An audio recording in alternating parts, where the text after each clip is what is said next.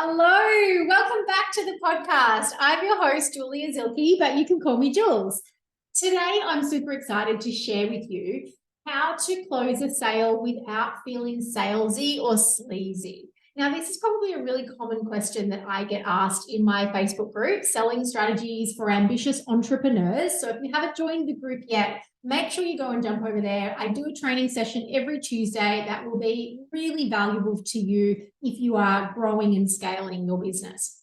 Now, the reason I want to cover this off is that if you are feeling salesy or sleazy about the selling process, the truth is you are not going to get out there and be on the phones or be connecting with people as much as you should. And we know that because those thoughts around being salesy or sleazy generally generate negative emotions. And if you've got some negative emotions there, that's going to affect your behavior. So that's going to affect whether you're turning up, how you're turning up, and how you're getting in front of people.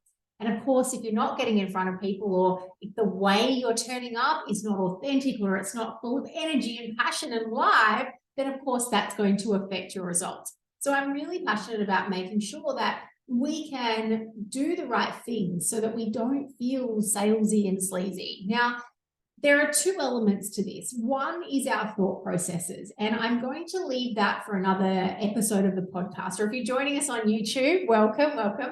I'm going to leave that for the next episode because there is a whole piece that we need to work on that sits, I guess you could call it, behind the scenes. So I'm going to give you the really practical tools today, some of the things, the actual sales strategies that you can do so that you don't feel sleazy or salesy when you're closing a call. But I want you to know that the next episode is really important because that's going to go into the mindset, and that's going to go into the behind the scenes, if you like, of what actually should come first. So I'm doing this in the reverse order. I'm giving you the good stuff today. And then in our next episode, I'm going to really dig into that mindset piece. And that is so important every time you get in front of a customer. All right. So let's start with the place I really want to start with is if you don't want to feel salesy closing the sale, we've got to come right back to the beginning of the meeting and make sure that you're asking the right questions at the front end. Because the truth is, if you don't know what your client really wants, and this is relevant both in a product or a service-based industry. So if you're in a product-based industry, for example, and let's say you are having a meeting with a buyer who is about to buy multiples of your products. If you don't find out what they really want and what's really important for them, it's difficult to close. Same with if you are a service-based business. So let's say you're sitting in front of a group of customers or even one potential customer. If you don't ask enough questions to find out what that customer really wants and what's important to them, it makes it difficult to close. So at the very front end, we want to make sure we're asking some really great questions. And to give you an example, some of the questions that I love to ask. So I'm obviously in the sales coaching space. So I would ask customers things like, where do you want to be in 6 months' time? Where do you want the business to be? What do you want the sales to be in 6 months' time? So we start to get into a vision space of what is the ultimate goal out of our relationship? What would be the ultimate goal from, what you want to achieve? And again, it can be the same. I've sold products in this same way where we start to talk about that future piece and where do you want to be in 6 months' time? So for example, when I was selling furniture ranges, so we might talk about, right, what do you want that furniture range to look like in 6 months' time? Or what is your ultimate goal from our relationship in 6 months' time? Right? So we start to ask that question that gets our customers into that future planning or future thinking space. So once I've asked that question, I like to then understand how important it is to my customer that actually happens. On a scale of 1 to 10, how important is it that we get you to that space? Because that tells me if someone is really dedicated to that outcome. Sometimes we throw things out there, but it's not high, they're not high on our priority list. I need to know that outcome is high on your priority list, because if I'm going to work hard for you, I want to know that you're working hard in the background as well. So I like to just check in and find out how important it is. I also then like to do a check-in of, all right, well, if this is where you want to be, where are you now? Where are you? If you want to be here in 6 months' time, where are you right now? And that's often an interesting question, especially in my space, because some people will come to me and they'll say, I want a 10x. I want to 10x my dollars in 6 months' time. And I'm not going to tell anyone that that is impossible to do, because of course it's possible to do. And there are hundreds of people and thousands of people out there who have done that. But you've got to understand, if you want to 10x your income in 6 months, there are a lot of big strategies and actions that need to happen in order to get there. So I like to know where we are now and where we want to be, so I can start to help people think about what are the strategies that they might need to put in place in order to get there. And this is relevant, even if you are, let's say you're a personal trainer and you've got someone who wants to lose 50 kilos in 6 months. It's not impossible, but we've got to have a look at what those strategies are going to look like. And are you willing to commit to those strategies? If you're not willing to commit to those strategies, then do we need to adjust that piece in 6 months' time, that goal of where we need to be? So I love that, because it opens up a bit of conversation about that end point. For however long you're going to be working with someone for, what is that end point? What does that look like? When I was importing furniture, for example, the goals are sometimes different. So the goals might just be around, well, obviously we want the range to sell out. So we want to bring it in and we want to be able to sell it out. But there are some other goals there as well. So we want smooth shipping. We want to make sure it comes through the wharfs on time. We want to make sure that there are no challenges as the products leave the factory, right? So there's a few different pieces that can come into that. And I think it's a great question, because it opens people up to thinking, oh, where do I really want to be? And what are the pieces that are important to me? So we've found out where they want to be in 6 or 12 months' time, or whatever the period of time is that you might be working with your client. We've checked in with them to make sure that it is a 10 out of 10 priority for them, that they really want to achieve this. I do a bit more digging in that space too. And I like to ask people, why is that important? And then why is that important? And why is it important? And my reason for that is that often people will give you a surface answer. It's the top line. It's the thing that sits at the top of the surface of it. It's the most obvious, but there's often more emotional pieces that sit below that. And usually that's going to be around their identity, or, some really internal drivers. And truthfully, it opens up some incredible conversations. And often it's conversations that people have had these thoughts in their head, but they've never verbalized them. And I love that, because I'm actually getting people to think a little bit deeper about why they really want to achieve this. And it helps me out, especially if they do become a client, because I can use that as a driving force. Then we go on those days that things are not working or things are not working out, we can use that emotional piece, that driving force for them, to really lift them up and help them to come back to the strategies that are working. I hope that makes sense. So my first piece is really understanding what your client wants, understanding where they want to be, where they're at now, so that you can start to come up with the strategies that are going to get them there. What else do I love? So the next piece that I really love is, once you've asked a number of these questions around where do they want to be, actually, there's another one that I want to share with you that I really like and I think is really important, is, what have you tried already? What have you tried in order to get to this goal? What have you tried already? Because that will give me a good indication of, there's two pieces here. Sometimes they've already tried things, but they haven't actually put the energy and the effort into it that's needed. And sometimes they've tried things that genuinely they did put all the energy and effort into, and they went, oh, you know what, it just didn't work for me. So it also gives you another good place that you can start to think about, right, how are we going to work together? What are the strategies that I need to bring to the table in order to get you to the results that you want?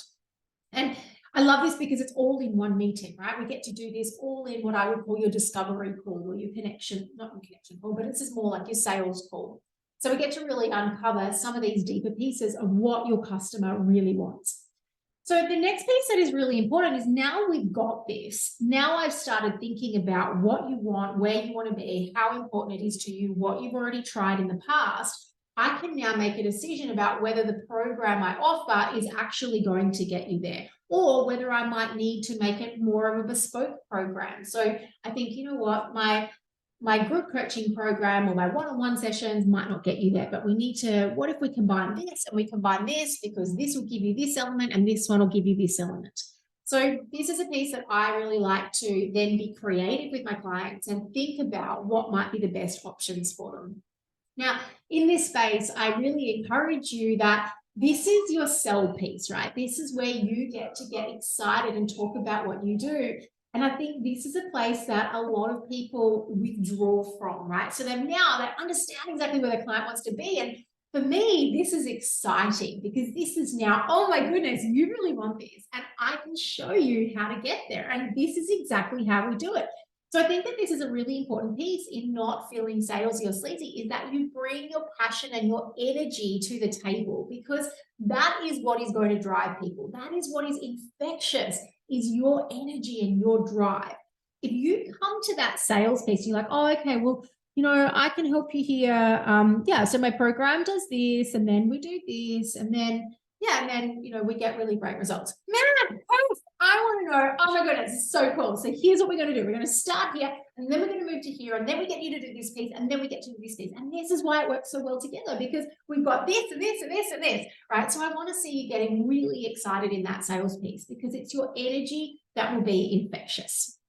All right, now that you're really excited about it, you're really excited, you've found out what your customer wants, you've given them your sales pitch with all of your energy. Now we want to ask some really great closing questions so that you're on the same page. And I have heard people say to me before, Julia, I'm fine, I can talk about what I do and I can talk about it with energy, but when it comes to the money and handing over the money and closing the sale, I get lost and I don't know what to do. So this is a space that I'm going to give you some suggestions, but I really want you to figure out, what is that authentic piece for you? What feels good when you say this? What sounds good when it comes out of your mouth? Because if you don't close with the same energy that you delivered your program with, that's when people get unsure. I want you to have that absolute confidence when you're closing your sale, that people are like, yes, definitely, this sounds amazing. I believe that you can help me to get to where I want to be.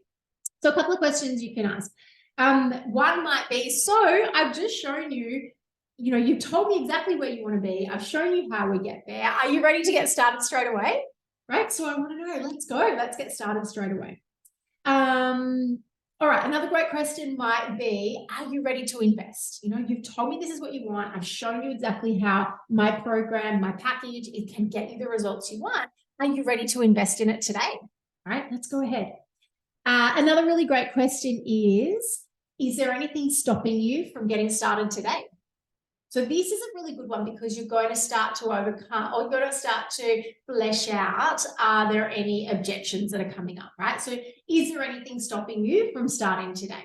Now, this is a great one, because you'll often have things like, I need to talk to my partner, or I need to check on the money. I need to make sure that I've got the funds to be able to start this today, or I've got a couple of other, in my space, a couple of other coaches at the moment, I'm not ready to take on another coach. So all of these objections will start to come up, which is really great, because of course, when you're working with a sales coach, what you've already done is you've figured out how to overcome these objections. And I think actually one of my podcasts that I've done recently was on, or maybe it's coming up actually, is on overcoming objections. So I've got a really clear strategy that I use for overcoming objections, and I'm happy to share that with you. But when you ask this question, is there anything stopping you from getting started today? This is where you might get some of those objections coming up. We handle them and then we move on. The other question that I often ask people is, my onboarding can start straight away if you're ready. So we can start that process straight away. And I really like to do this with clients, because we want to catch them while they're in that excited phase, right? We want to get them straight on board. So I will often do it while I'm in the call with people, where we might take a deposit straight away. We get their first welcome email out to them straight away, and we get their gift sent out on the same day as well, so that they really have this lovely feeling as they're coming into the business. So my key, I guess, areas for you here are, number one, at the front of the call. So this is when you're sitting down, face-to-face appointment, or face to Zoom, whatever it might be. I want to make sure that you're asking enough questions at the front end, so that you don't feel sleazy at the back end closing, right? So if we've asked enough questions, we've really uncovered at a deeper level what people really want, what your client really wants, and how important it is to them. And then you want to make sure that when you're delivering your pitch, if you like, you're delivering it with energy and excitement. You are delivering it with 100% belief that you can provide your customer with exactly what it is that they need, right? We've got to be able to give that with that full body energy, because that is what is going to compel them to want to be able to work with you. And then the last piece is just making sure that you've got some really great closing questions. So some questions that are going to help people to really think themselves about whether they're ready to go ahead. Now, of course, not everyone is ready to go ahead straight away. So you've got to be, in my opinion, you've got to be mindful and respectful of that. I know a lot of salespeople teach, no, you've got to close them in that sale. You don't want them to go away and think about it. And I don't agree with that at all. I think that some people need to go away and process. They need to go away and talk to other people about it. They might need to go away and do their research, which I always encourage. Go and do your research and have a look at what else is out there and see if there's anyone else that you align with, and have a look at what they're offering.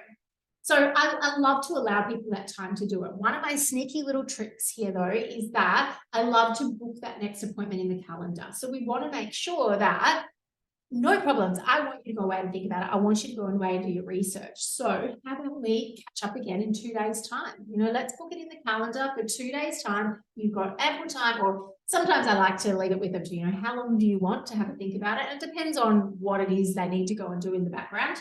But the most important thing is that you have that next appointment in the calendar, right? So we have that appointment so that there is a timeline around people making a decision. And there's lots of reasons that I like to do that, especially in my space. I love working with people who are decision makers, who are able to make a decision and roll with it. The reason for that is that in order to get success, and this is our catch-22, because people will often say to me, I want to 10x my sales in 6 months. But if they're not a decision maker, if they can't make a decision and go with it straight away, it makes it very difficult to be able to 10x that dollar, 10x their income, right?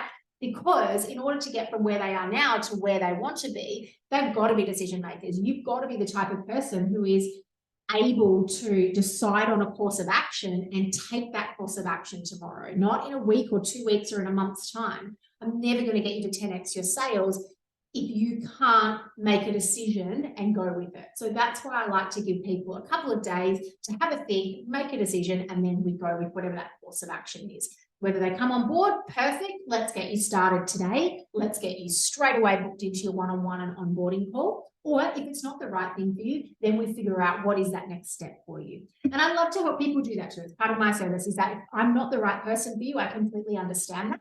And I want to help you figure out maybe what is that next step for you. Because for me, it's all about people, especially business owners, constantly being able to move forward and in whatever capacity or space that needs to be. And this is one of the things that I love about what I do in business is that I have so many different connections. So if I'm not the right person for someone, I can almost guarantee that I can put you in front of whoever is that next step and whatever that next piece needs to look like for you. So I hope this was valuable for you. Please let me know if this was useful. You can always leave us a review wherever you're listening to this. And of course, by leaving a review, you allow other people to be able to find the podcast as well. But also by leaving a review or letting me know the comments, especially if you're watching on YouTube, let me know in the comments if this is useful or if there's something else that's really sticking for you, something that you think is stopping you from getting to your next level, whatever your 10x might be. What is stopping you from getting to that 10x? Let me know in the comments and I'm more than happy to cover it in any of our podcasts. All right, I'm going to let you go. Have an amazing day. I look forward to chatting to you soon. Bye.